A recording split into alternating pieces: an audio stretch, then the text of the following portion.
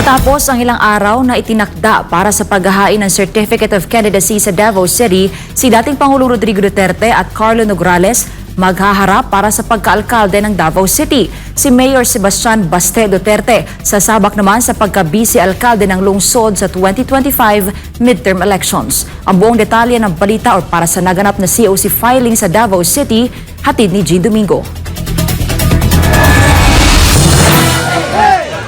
Matapos ang huling araw ng paghahain ng kandidatura para sa 2025 midterm election sa Davao City, dating Pangulong Rodrigo Duterte at ang dating miyembro ng kabinete nito at resigned Civil Service Commission Chairman na si Carlo Nograles ang inaasahan na magiging malakas na magkatunggali bilang alkalde ng lungsod.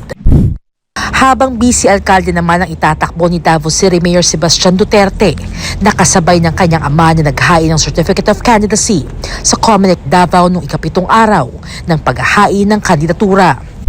Nauna namang naghain ng kanyang kandidatura si First District Representative Paulo Pulong Duterte bilang re-electionist na narepresenta ni Attorney Elijah Manuel Pipito.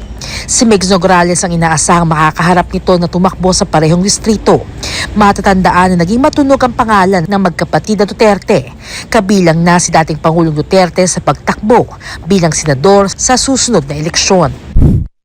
Samantala sasabak din sa kandidatura ang mga nakababatang Duterte matapos maghain ng COC sina Rodrigo Rigo Duterte II bilang konsehal sa unang distrito at si Barangay Buhangin Punong Barangay Omar Duterte bilang kongresista naman sa ikalawang distrito ng Davao City na layong ipagpatuloy ang legasiya ng pagibigay ng serbisyong publiko na nasimulan ng kanilang pamilya.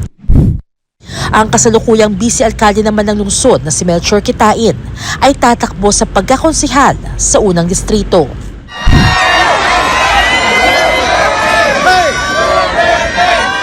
Kasabay ng paghahain ng dating Pangulo ay nagpakita din ng pagsuporta ang mga kasalukuyang konsehal ng Davao City sa ilalim ng hugpong sa taong lungsod at pili-pilaban.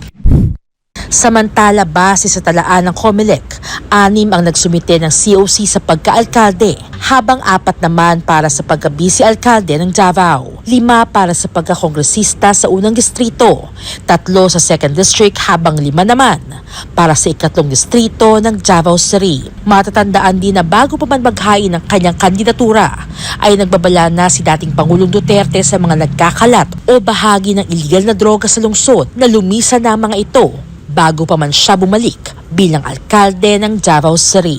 Para sa Diyos at sa Pilipinas kong mahal, Jean Domingo, SMNI News.